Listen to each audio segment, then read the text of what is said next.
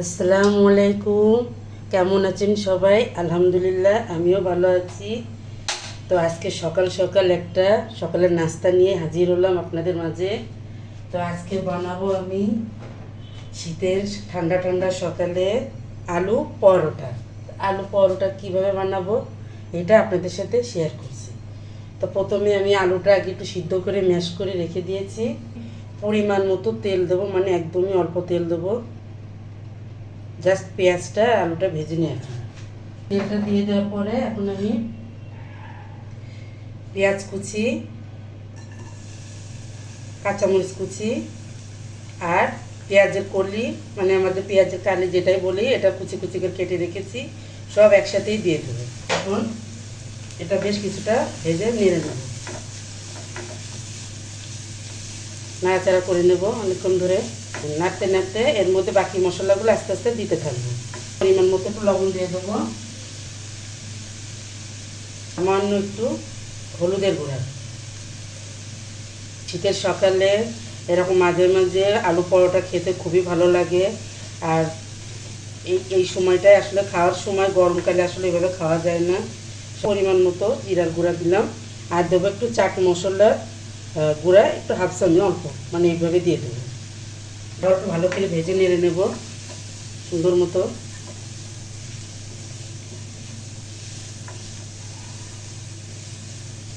এই আলু পরোটার সাথে আসলে অন্য কিছু আর লাগে না। এই আলুটা ম্যাশ করে রেখেছি সিদ্ধ করে, এটা ঢেলে দিচ্ছি।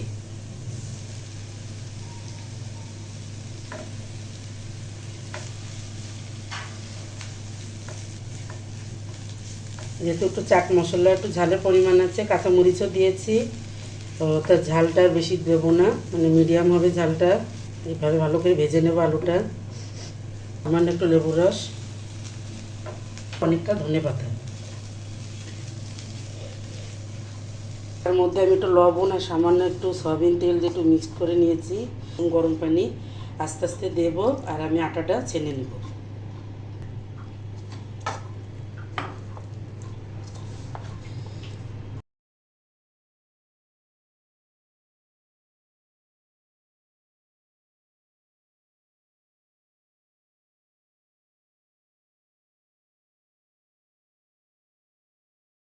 রুটির আকারে একটু গোল করে শেপ করে নিয়ে এর ভিতরে একটু আলুটা পরিমাণ মতো গোল করে দিয়ে দেবো। এই যে এইভাবে এইভাবে দিয়ে একটু মুখটা চারি সাইডতে এনে একটু বন্ধ করে নেব। আমরা আসলে সবাই জানি এইভাবে বানাতে হয়। তারপর আমি আমার মতো দেখাচ্ছি আপনাদের সাথে। একটা একটা করে বেলে নেব আস্তে আস্তে করে, যাতে রুটিগুলা ফেটে না যায় এবং আলুগুলো বের হয়ে না আসে। গোল করে বেলে নেব।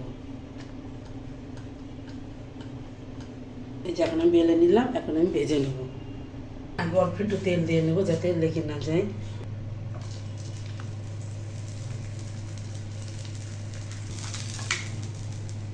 একটু মিডিয়াম আছে, আস্তে আস্তে করে একটু ভেজে নেব। একটু বারবার উল্টে পাল্টে দেবো, তেল দিয়ে দেবো।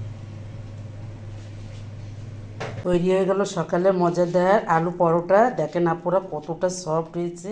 সে একটু মুরগি ভাজা ভাজা ছিল, মুরগি লাগবে না, আমার মনে হয় একটা আলু পরোটাটাই শুধুই খেতে ভালো লাগবে। কেমন হয়েছে অবশ্যই একটু জানাবেন।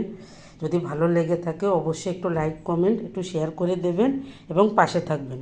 ধন্যবাদ সবাইকে। তো